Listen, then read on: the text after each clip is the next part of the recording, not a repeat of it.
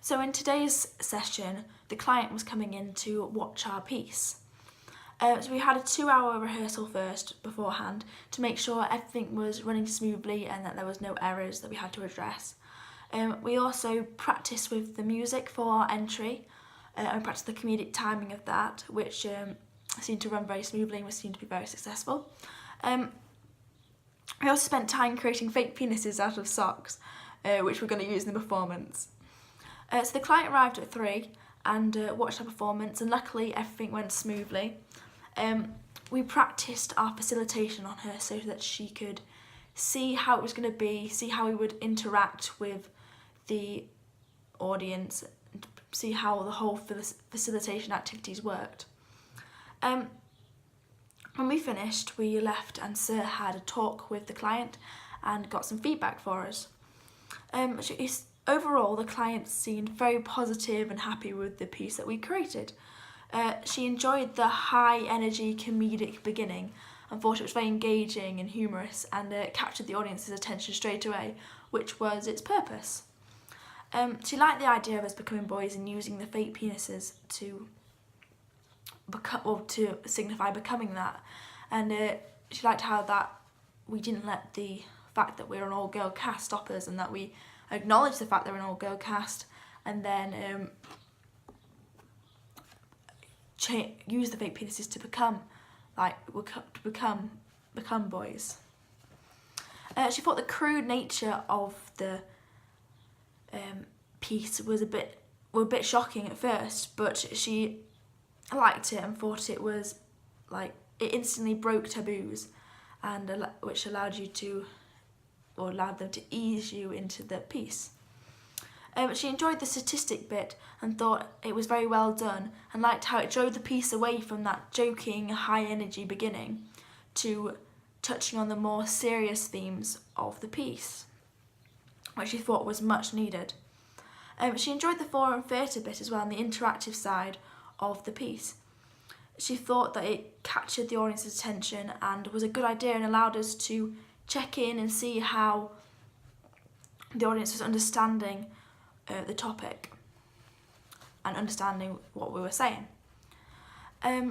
She liked that we chose to show in our case study that there's a lot of different events that build up until John, or till the male meets breaking point, instead of just choosing one triggering event to get in there. She thought that this was more relatable, as a lot of our target audience would be experiencing a lot of little events building up and up until everything seems to become overwhelming. Everybody has these things that they are dealing with that people don't necessarily see, and which is something we discussed early on in the rehearsal process. So again, it makes it more relatable to our target audience.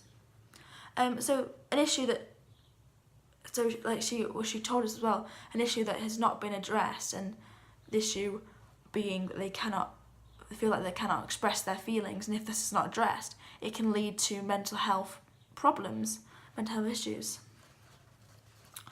So what she thought we could improve is to change certain words. So instead of saying they committed suicide, saying that they died by suicide, or in the statistics, instead of this many people committed suicide, this many people died by suicide.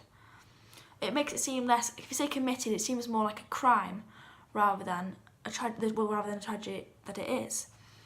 And if you describe it as the more the tragedy it is more heartbreaking, and therefore the audience is more likely to listen and want to connect with it.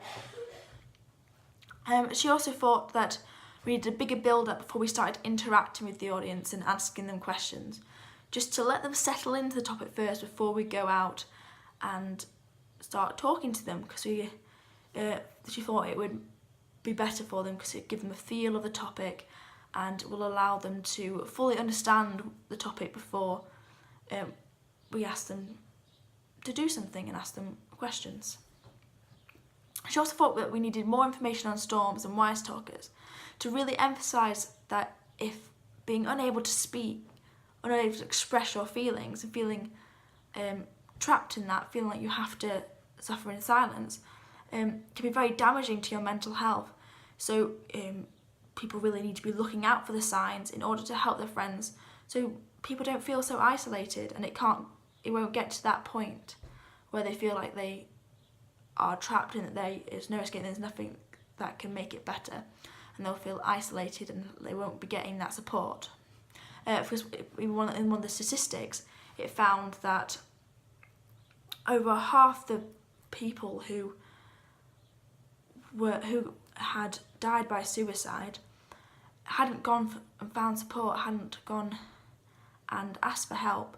So this is very prevalent, having to look for signs and spot these to help people before it escalates to that level. We then moved on to a discussion about peer pressure and how there's a lot of pressure to adhere to the modern day male image. The client thought we could project some of these ideals onto Adam, John's friend in the piece.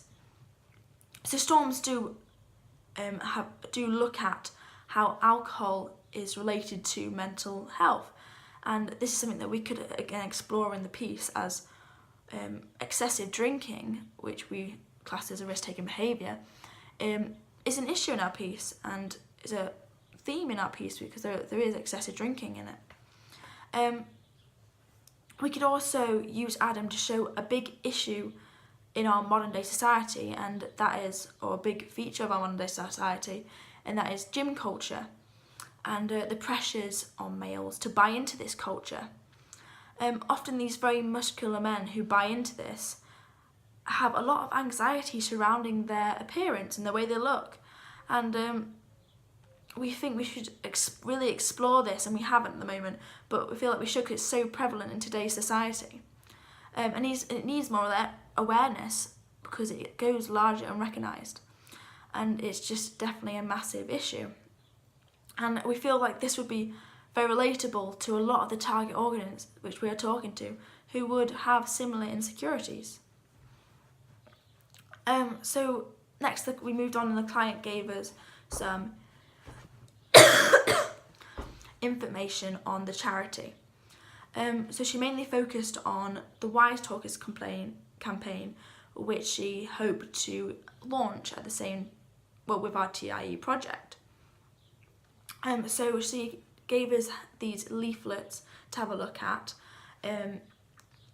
which we would hopefully be handing out at the end of our TIE piece. So when we looked at them, it appeared that they weren't just about finding strategies to help yourself and recognise these signs in yourself, but also it showed how other people could find routes to help you open up, and how they could recognise these signs in their friends and other people.